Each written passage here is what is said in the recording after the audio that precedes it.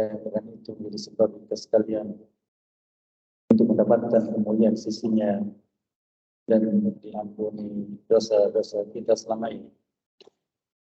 Kita masih bersama faedah dari kitab Al-Wadih yang ditulis oleh Fadilatul Syekh Dr. Muhammad Badiah Musa Hafizahullah Ta'ala. Masih bersama pembahasan dari kitab As-Salah, khususnya salat-salat sunnah, dan pada malam ini kita masuk di pembahasan Qiyamul Lail, yaitu salat malam. Secara khusus adalah Qiyam Ramadan, salat di malam Ramadan. Sebagaimana sudah kita sebutkan di majlis yang lalu, bahwa waktu malam, yaitu setelah salat Isya sampai terbitnya fajar, adalah waktu untuk salat, di mana salat di waktu-waktu tersebut adalah salat yang disukai oleh Allah Subhanahu wa Ta'ala. Dan Allah Azza wa Jalla menjadikan salatnya hamba di waktu malam sebagai ciri dari ketakwaan hamba tersebut kepada Allah. Sebagaimana hal itu Allah isyaratkan di dalam kitabnya di surat Az-Zariyat di ayat yang ke-18, ayat 17 dan 18, Allah berfirman, "Kanu qalilan minal laili ma yahja'un wa bil ashari hum yastaghfirun." Mereka orang bertakwa ketika hidup di dunia, sedikit dari waktu malam mereka digunakan untuk berbaring, untuk tidur. Dan ketika sampai pada waktu sahur, maka mereka adalah orang-orang yang selalu beristighfar kepada Tuhan mereka, Allah Subhanahu wa Ta'ala. Ayat ini syaratkan waktu malam digunakan oleh bertakwa untuk menyibukkan diri dengan salat. Yang salat itu Allah sebutkan dengan istighfar, karena mendatangkan ampunan Allah Subhanahu wa Ta'ala. Demikian juga Allah isyaratkan di surat Al-Muzammil di ayat yang ke-20 atau ayat terakhir, Allah berfirman, "Inna rabbaka ya'lamu annaka taqumu adna min thulutsayil laili wa nisfahu wa thulutsahu wa dha'ifatun minal ladzina ma'ak." Sesungguhnya Tuhanmu Allah mengetahui bahwasanya engkau berdiri untuk salat hampir 2/3 malam, dan setengahnya, itu setengah malam, dan sepertiganya, itu sepertiga terakhir. Demikian juga dengan sekelompok dari orang-orang beriman bersamamu. Allah menyebutkan di sini salat malam yang dikerjakan oleh Nabi kita Muhammad SAW dan orang-orang beriman yang bersamanya. Dan Nabi kita SAW menjadikan salat malam sebagai jalan untuk masuk surga Allah Subhanahu wa Ta'ala.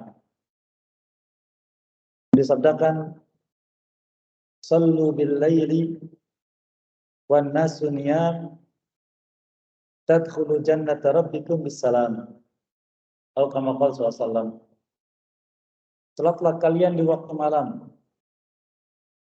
Itu salat sunnah. Saat manusia tidur, niscaya kalian masuk surga Tuhan kalian Allah Azza wa Jalla dengan selamat.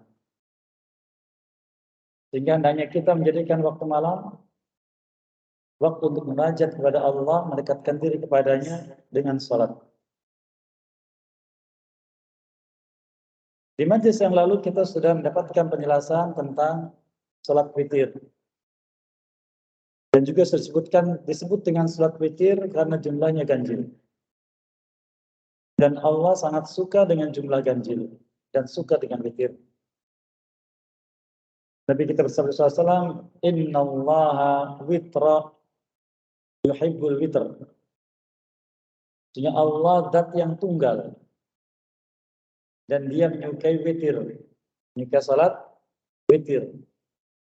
Ya, ketika kita tahu berita dari Nabi SAW bahwa Allah Azza wa Jalla sangat suka dengan salat witir, maka kita berusaha untuk mengerjakannya. Apalagi itu sudah disebutkan di beberapa ayat tadi, menjadi ciri orang yang bertakwa dan orang beriman yang bersama Nabi SAW.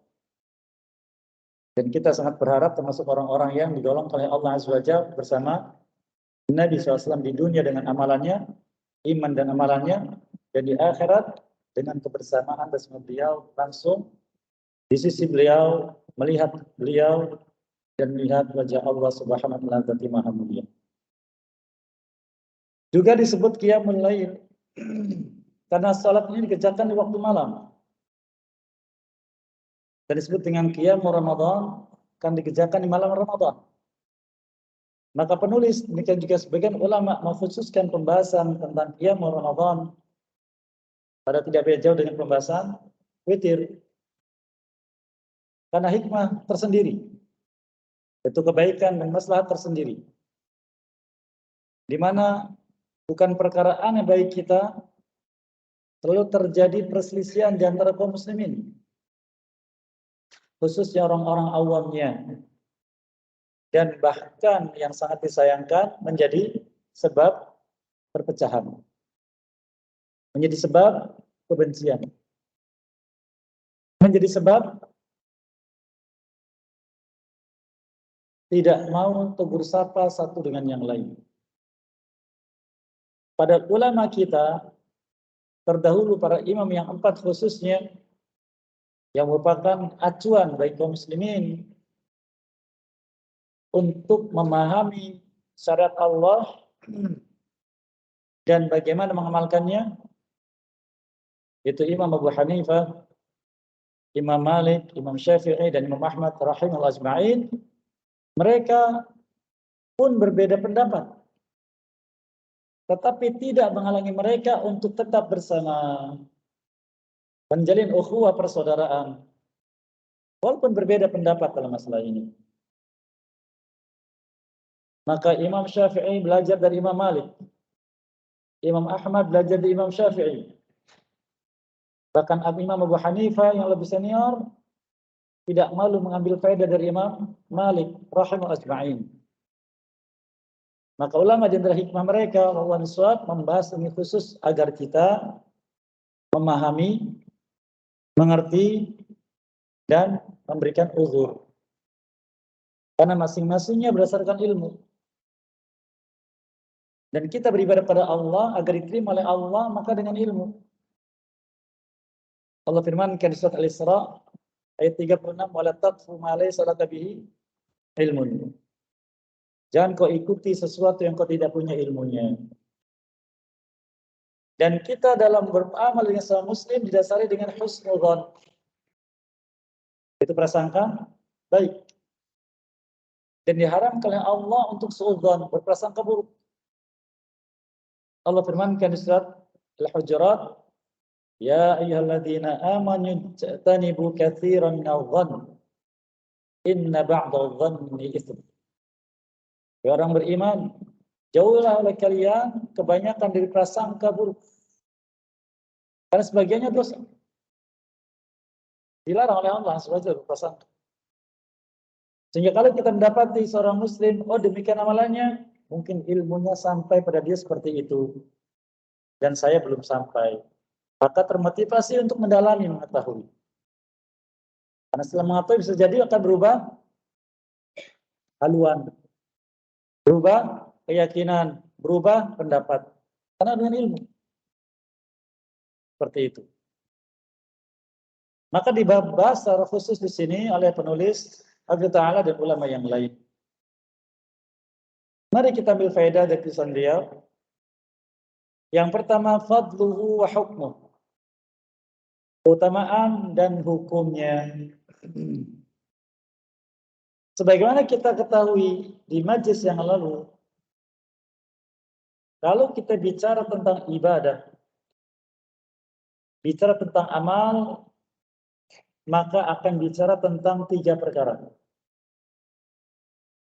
Pertama, tentang perintahnya.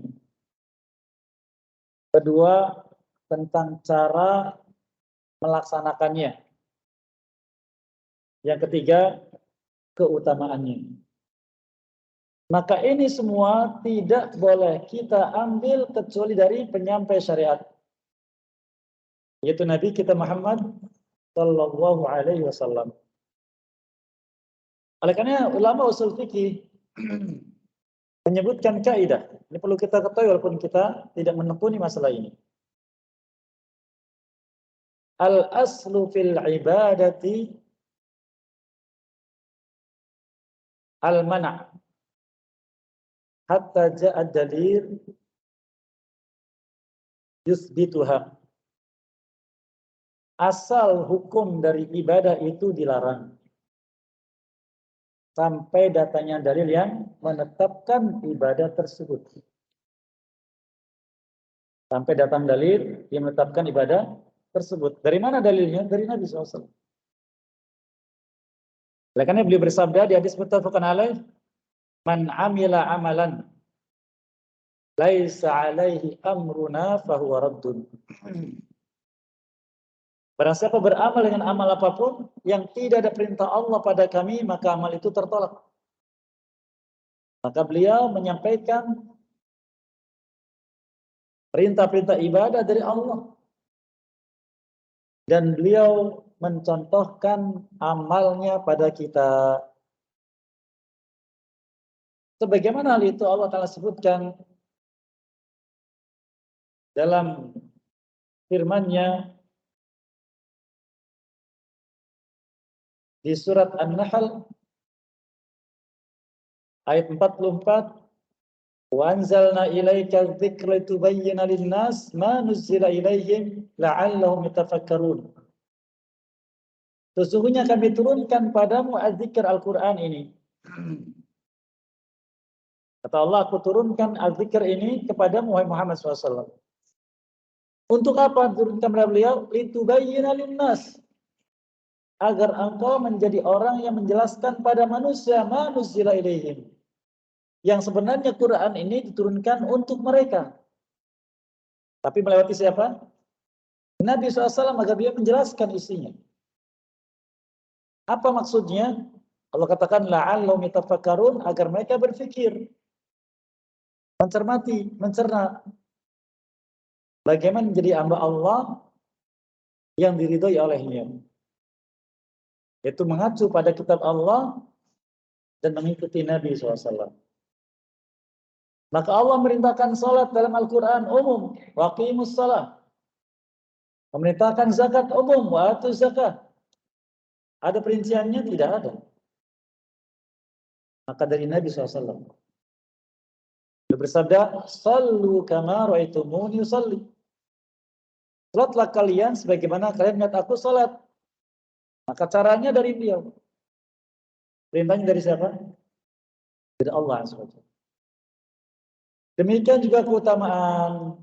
Maka keutamaan ibadah-ibadah tertentu pun harus datang dari Nabi SAW. Atau sebelumnya dari Allah. Contohnya keutamaan salat, Allah firmankan di dalam kitabnya, "Inna salata tanha 'anil fahsya'i wal munkar."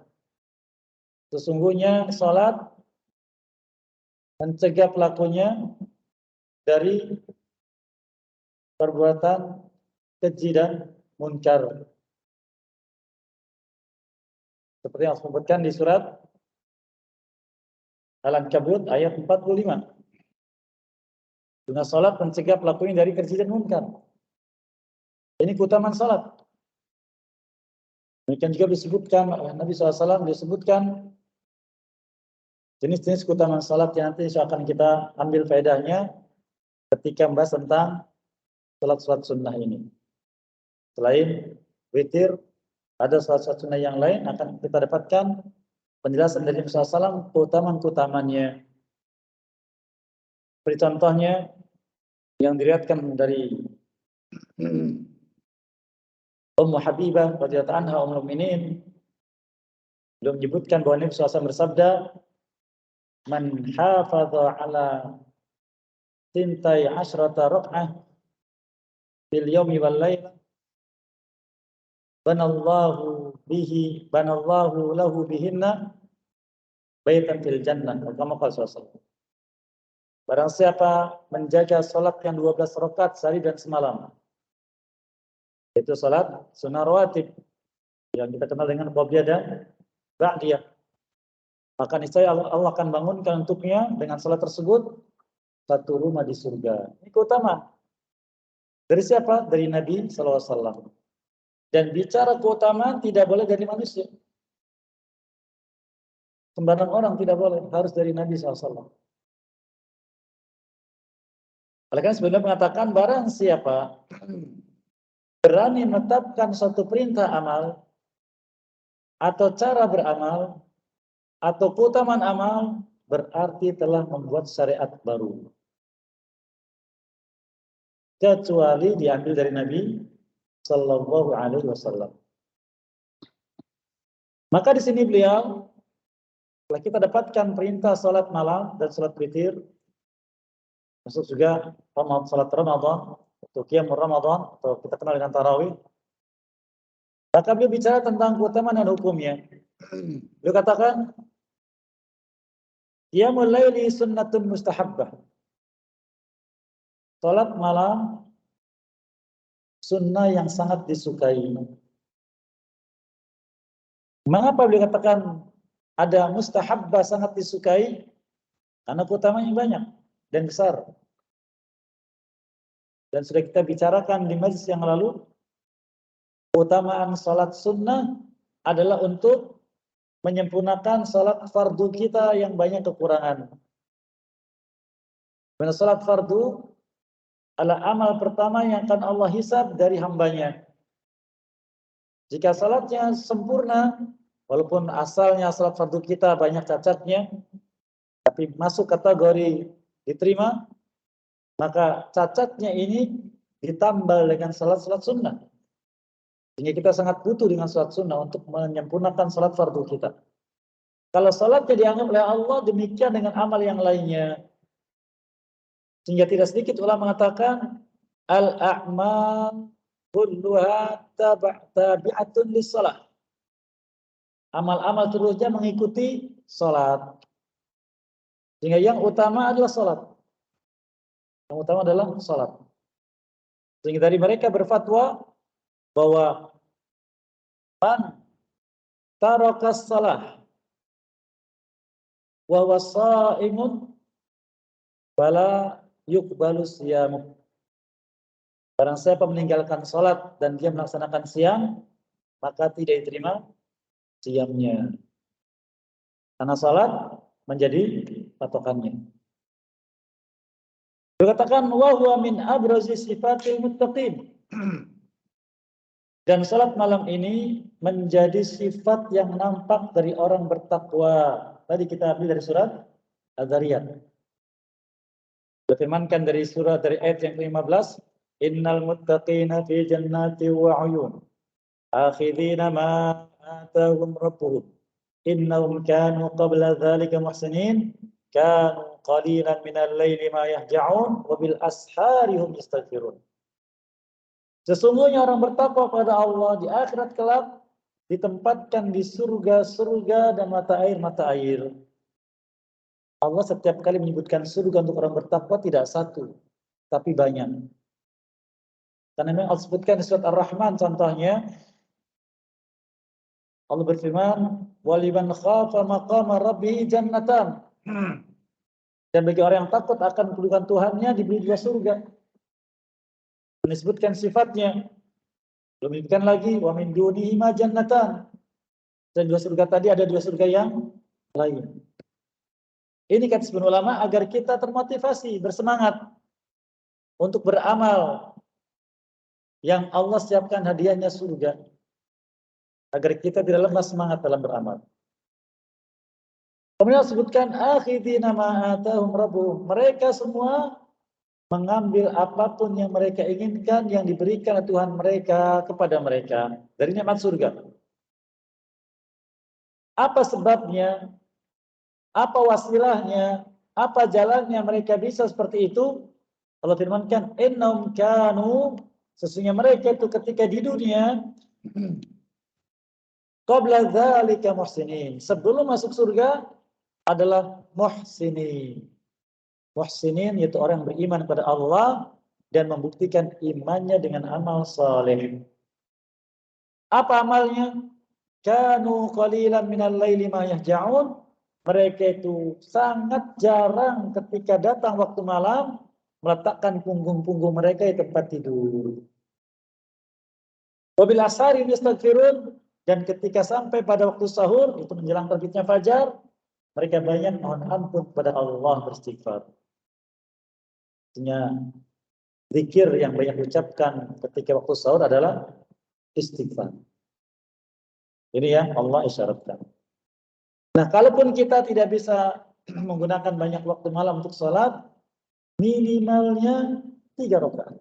Yang kita sebutkan di majlis yang lalu, minimal 3 rakaat.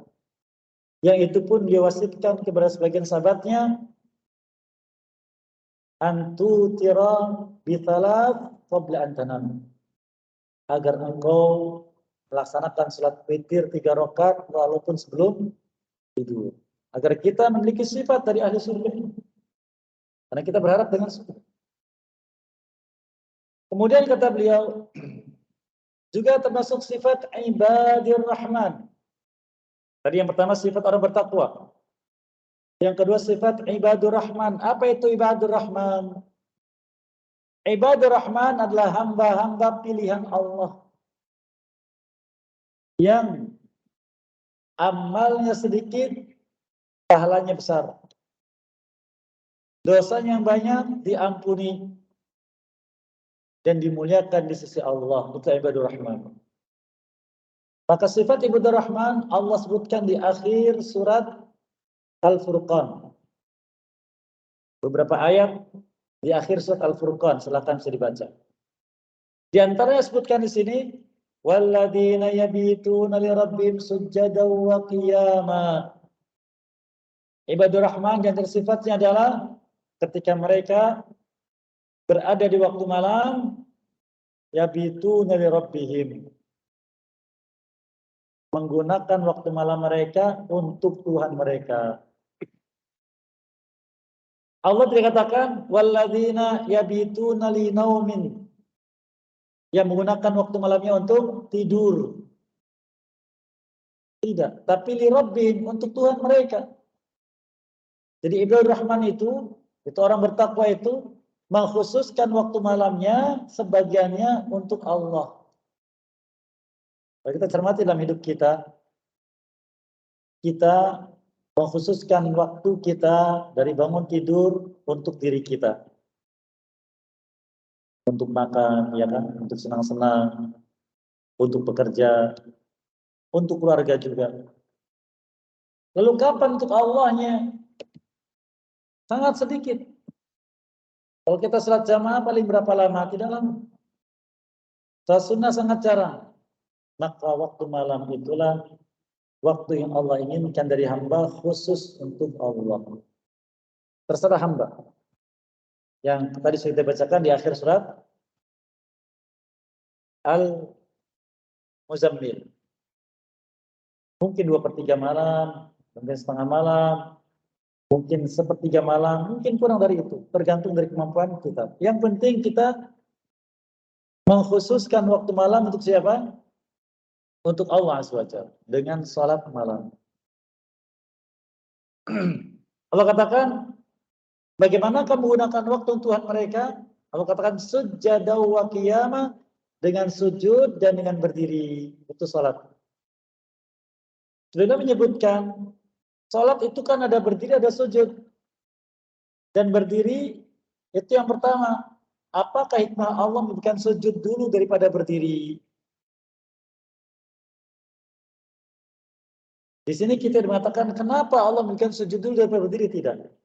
Karena kita dilarang bertanya kenapa. Allah firmankan di surat Al-Anbiya, La yus'alu amma yaf'alu wa hum yus'alun. Allah tidak ditanya tentang apa yang dia perbuat, tapi mereka lah manusia yang akan ditanya. Ini kata ulama tafsir, kalau kita ingin tahu maka katakan apakah hikmahnya. Begitu ya. Apakah hikmahnya Allah berfirman demikian?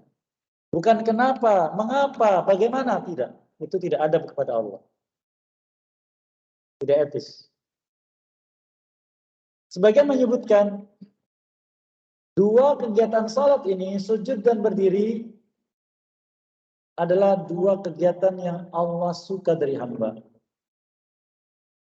Semakin lama berdiri, semakin Allah suka. Sehingga Nabi SAW kalau kita baca tentang bagaimana salat beliau, maka beliau kalau berdiri lama. Semakin panjang berdiri, semakin Allah suka. Maka salat disebut dengan qiyam, karena berdiri.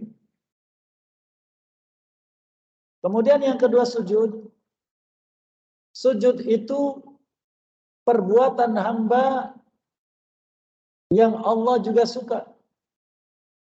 Sehingga Nabi kita bikin SAW ketika hamba sujud, itulah keadaan hamba paling dekat dengan Tuhannya Allah SWT. Beliau bersabda, aqrabu ma yakunu bainal 'abdi wa rabbi wa huwa sajid fakthiru fi du'a atau kama qala sallallahu. Keadaan terdekat hamba dengan Tuhannya Allah SWT ketika dia sujud, maka perbanyaklah doa di sana. Kapan? Setiap sujud. Sehingga sebelumnya mengatakan tidak mengkhususkan sujud yang terakhir. Baik salat wajib atau salat sunnah, tapi semua sujud sama. Dan lafadznya wa huwa sajid ketika dia sujud. Tidak katakan wa sajid fi akhir salat. Sujud di akhir salat tidak. Ini tentang hikmahnya. Di sini juga syarat bahwa digunakan untuk salat. Waktu malamnya digunakan untuk sholat. Ayat yang ketiga beliau bawakan di sini di surat As-Sajdah ayat 16. Tatajafa junubuhum 'anil madaji' yad'una rabbahum khawfa wa tama'a wa mimma razaqnahum yunfiqun. Hamba-hamba Allah yang dipilih, mereka itu adalah orang-orang yang jauh punggung-punggung mereka dari tempat tidur. Untuk apa mereka demikian? Menggunakannya untuk berdoa pada Tuhan mereka Allah dengan penuh rasa takut dan rasa harap. Yad'un, berdoa, salat termasuk di dalamnya. Salat termasuk di dalamnya. Karena doa kata ulama ada dua macam. Ada doa ibadah, ada doa masalah. Doa ibadah yaitu setiap kegiatan ibadah disebut juga dengan doa. Doa masalah itu doa permintaan. Sedangkan kita kebanyakan mengenal doa itu doa meminta. Sehingga tafsir mengatakan yad'una rabbahum, yaitu melaksanakan salat kepada Tuhan mereka. Kemudian faedah berikutnya dari ayat yang mulia ini, salat yang Allah suka, yang akan berikan balasan bagi hambanya adalah bila salatnya dikerjakan karena dua sebab. Khaufan wa tama'a. Apa itu khaufan? Takut dari azab Allah. Tama'a, berharap besar akan pahalanya. Nah ini berlaku untuk semua ibadah kata ulama.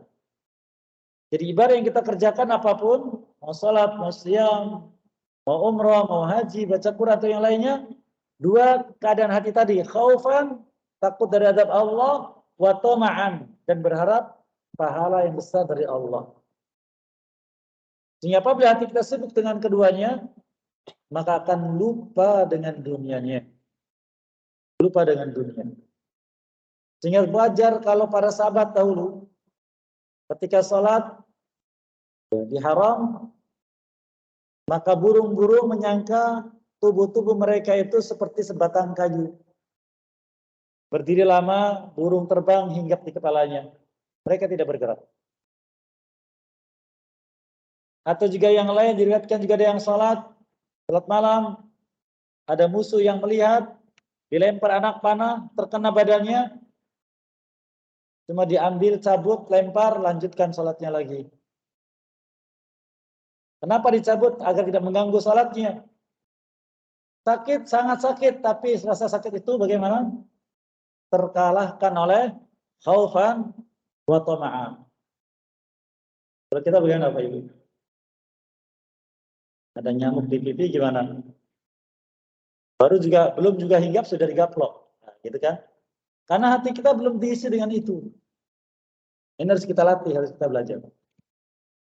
Coba saja kalau kita misalkan sholat, kepala kita gatal. Jangan disentuh, lupakan. Kira-kira berapa detik kemudian hilang atau masih gatalnya? Hilang. Boleh coba? Coba. Jangan disentuh, nanti hilang sendiri. Sebagaimana nyamuk kalau hinggap di tangan kita, kita lihat, jangan disentuh, biarkan. Ketika dia gemuk, masih di situ, jatuh. Gatalnya masih ada tidak? Ada sedikit, lama-lama hilang. Berlatih. Itulah wujud khusyuk dalam salat. Kenapa? Tadi khaufan wa tama'an. Nah, kita perlu berlatih khusus seperti itu. Sulit Ustaz? Ya, kalau belum menjalani sulit. Tapi dilatih. Agar kita terbiasa khusyuk dalam salat kita, khusyuk lahir dan khusyuk hati. Ini 3 ayat yang dibawakan tentang keutamaan salat malam. Salat malam apa itu? Semua. Baik di dalam Ramadan atau di luar Ramadan. Lalu dibawakan hadis Nabi SAW, riwayat Imam Abu Daud yang sahih, hadis dari Abdullah bin Salam radhiyallahu anhu. Abdullah bin Salam radhiyallahu anhu mantan ahli ilmu Yahudi. Anak dari ahli ilmunya Yahudi. Allah bukakan hatinya masuk Islam. Lalu beliau mendalami Islam dari Nabi SAW. Maka beliau meriwayatkan hadisnya. Kata beliau, sami'tu Rasulullah SAW yaqul. Aku mendengar Rasulullah SAW bersabda, ayuhan nas afshus salam. Wahai manusia, ini kita cermati Pak ya, wasiat Nabi SAW. Wahai manusia, afshus salam, sebarkan salam. Maka kita harus biasa kalau ketemu sesama muslim ucapkan assalamualaikum. Harus biasakan, karena ini wasiat Nabi SAW. Yang kedua, wat'imut ta'am, berikan makan orang lain. Beri makan. Beri makan ini amalan yang luar biasa, sangat sering Allah sebutkan dalam Al-Quran untuk dilakukan. Kalau kita pas-pasan, beri makan. Yang ketiga, wasilul arham, hubungkan kembali tali satu rahim. Kata sebagian ulama, menghubungkan tali satu rahim adalah bukan sekedar kita berkunjung. Ziarah, bukan. Tapi kita cari, kalau ada saudara kita, kerabat kita yang memutuskan hubungan, kita datang. Itu namanya silaturahim, kata mereka. Memutuskan, kita datang. Disambungkan kembali. Wasallu bil-lail wan nasu niyam. Dan yang keempat, salat malamlah kalian saat manusia tidur. Tadkhulul jannata bisalam. Maka niscaya kalian masuk surga dengan selamat. Ternyata di sini amalannya berapa? 4. Menyebarkan salam, memberi makan, menghubungkan satu rahim, dan sholat malam. Sudah kita laksanakan 4-4-nya Bapak Ibu? Nah, mari kita laksanakan. Karena dengan itu berkatakan tadkhulul jannata bisalam. Kalian pas masuk surga Allah SWT dengan selamat, dengan 4 tadi. Kemudian berikutnya hadis Abi Hurairah radhiyallahu anhu dalam riwayat Muslim. Berkatakan Rasulullah SAW bersabda, afdalus siyam ba'da Ramadan Syahrullahil Muharram. Puasa terbaik di sisi Allah yang dikerjakan hamba setelah siam Ramadan adalah di bulan Muharram. Ulama beda pendapat tentang kapan. Pendapat pertama yaitu di hari Asyura. Ini yang masyhur. Jadi siam hari Asyura itu siam terbaik dari siam sunnah.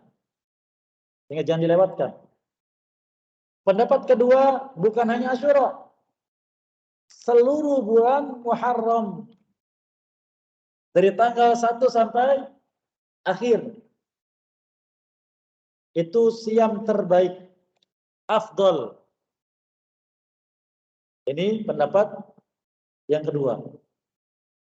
Karena disebutkan Syahrul Muharram, bulan Allah Muharram, sepenuhnya satu bulan. Mereka katakan seandainya hanya tanggal 10, dia akan katakan Asyura. Yaitu hari Asyura saja. Tapi ternyata tidak.